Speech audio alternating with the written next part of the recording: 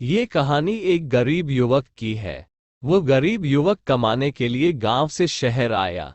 कुछ समय बाद उसको अच्छी नौकरी मिल गई। इसी दौरान उसके कई दोस्त बन गए। इनमें से एक दोस्त का घर रास्ते में ही पड़ता था।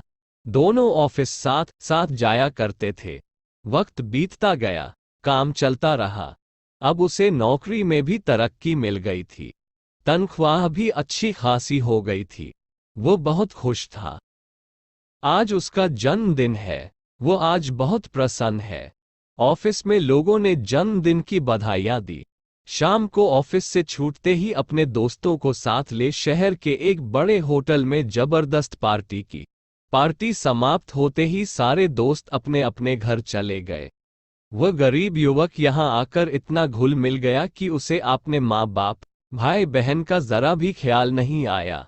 गांव में माँ बाप ने अपने बेटे के लिए मंदिर जाकर पूजा की। ईश्वर से अपने बेटे की लंबी उम्र की कामना की। उसके घर वाले वहां उस पर आस लगाए बैठे थे कि शहर से उनका बेटा आएगा तो सब मुश्किल हल हो जाएगी। लेकिन वह सब भूल गया था। उसे दोस्तों के साथ घूमना, पार्टी करना, फोन पर बातें करना, ये करने के लिए उसे समय था। लेकिन अपने घर वालों की ओर कभी ध्यान ही नहीं गया।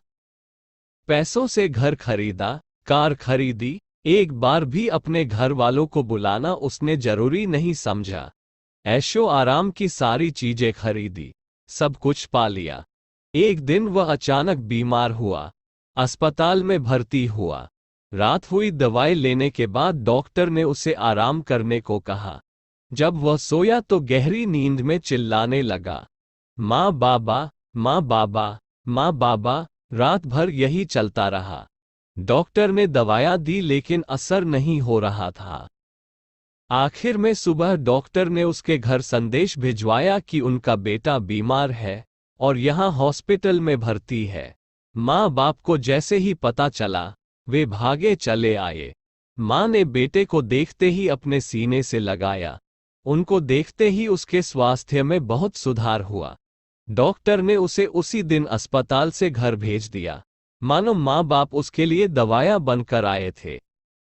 उसने पैसों से दुनिया की सारी चीजें खरीदी।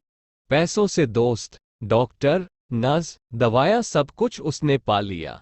सब कुछ मिला, लेकिन माँ बाप नहीं। पैसा अच्छा जीवन जीने के लिए आवश्यक है, लेकिन माँ बाप या अन्य कोई रिश्ता भी बहुत जरूरी होता है। कमाने के पीछे रिश्तों को गंवाना बेवकूफी है।